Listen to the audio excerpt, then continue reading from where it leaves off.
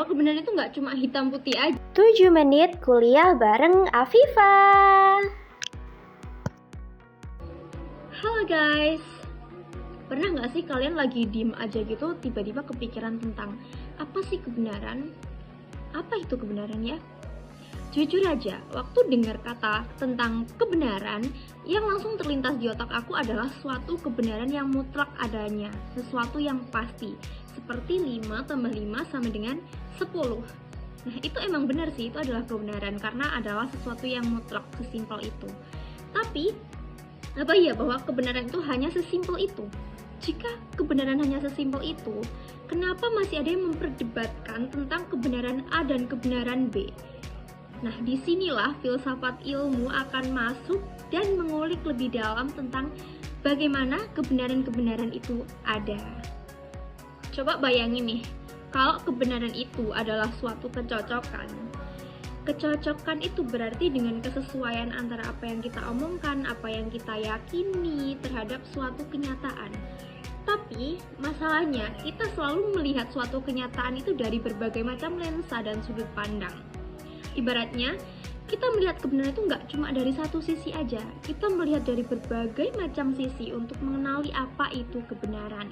Ada beberapa rasa yang perlu kita kenali untuk melihat apa itu kebenaran. Rasa yang pertama nih, yang paling sering kita lihat, yang paling sering kita kenal dan paling sering kita gunakan, bisa disebut dengan kebenaran korespondensi. Gampangnya gini guys, sesuatu itu benar jika sesuai dengan fakta di lapangan. Kalau aku bilang tadi, teh ini ada di dalam cangkir, maka kebenarannya juga seperti itu. Tapi aku tidak bilang tehnya mengambang karena ini sudah ada di dalam suatu cangkir, begitu. Seperti yang dikatakan Aristoteles nih, yang bilang bahwa untuk mengatakan bahwa suatu adalah itu bukan atau yang bukan itu adalah, maka adalahnya adalah salah. Sementara untuk mengatakan bahwa apa yang adalah itu adalah dan apa yang bukan itu adalah benar. Ini yang dipakai banget ketika ada dalam suatu penelitian ilmiah nih. Kayak kamu memiliki suatu pertanyaan atau hipotesis yang akan kamu cari, terus kamu uji. Kalau hasilnya cocok dengan apa yang menjadi hipotesismu, maka itu adalah kebenaran secara mutlak atau secara korespondensi. Tapi kehidupan tuh ya nggak segampang itu disamain dengan suatu eksperimen atau penelitian. Jadi kita perlu mencari rasa kebenaran-kebenaran yang lain. Nah, itu sesimpel kalimat gini, kok berbohong itu salah. Terus apa buktinya? Apa bukti bahwa kebohongan itu salah? Kita kan nggak mungkin pergi ke laboratorium untuk membuktikan bahwa kebohongan itu salah. Nah, disinilah rasa yang berikutnya muncul, yaitu kebenaran koherensi. Kebenaran koherensi itu berarti sesuatu yang benar jika dia cocok atau nggak bertentangan dengan keyakinan-keyakinan lain yang kita pegang atau kita yakini. Konsep ini dikembangkan oleh filsuf seperti Spinoza dan Hegel. Nah, di sini kalau kamu percaya tentang apa pentingnya kejujuran, maka otomatis kebohongan yang dikatakan oleh seseorang itu adalah salah. Karena kamu percaya tentang suatu kejujuran itu.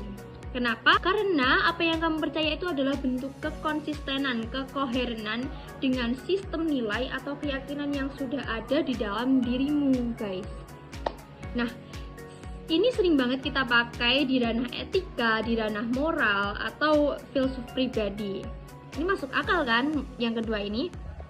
Selain dua tadi, ada lagi yang namanya kebenaran pragmatis. Kebenarannya agak rumit ya, kebenaran kok pragmatis. Simpelnya gini, sesuatu itu akan dianggap benar jika berguna dan memiliki manfaat. Konsep ini kebanyakan dipelajari oleh filsuf-filsuf dari Amerika seperti William James, terus Johnny Dewey.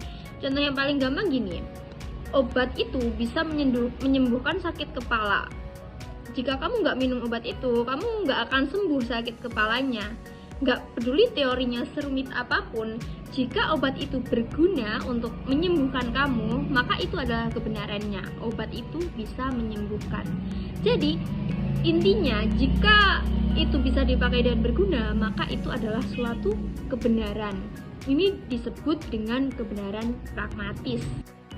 Tapi kita juga tetap perlu hati-hati nih guys sama kebenaran pragmatis, karena kan nggak mungkin kalau sesuatu yang tahayul itu kita anggap suatu kebenaran. Ya walaupun itu menyembuhkan untuk bagi yang merasa sembuh dengan itu, tapi itu bukan serta-merta merupakan suatu kebenaran yang harus dipercayai oleh semua orang. Nah ini yang terakhir nih, ada satu lagi jenis kebenaran atau rasa kebenaran, yaitu adalah kebenaran konsensus. Ini terjadi jika suatu itu dianggap benar dan disepakati oleh banyak orang atau suatu komunitas tertentu. Konsep ini banyak dibahas oleh filsuf kontemporer seperti Jürgen Habermas yang menekankan pentingnya komunikasi rasional dalam menyepakati suatu kesepakatan atau kebenaran gitu. Ini sering kita lihat di masyarakat seperti norma-norma sosial. Misalnya di Indonesia menyapa orang yang lebih tua itu menggunakan Pak atau Bu gitu, itu dianggap benar. Bukan berarti di negara lain hal itu benar, karena di negara lain itu kan ada yang langsung menyapa menggunakan nama dan itu juga dianggap benar di sana. Jadi sesuatu yang telah disepakati di negara ini tuh belum tentu menjadi kesepakatan juga di negara lain.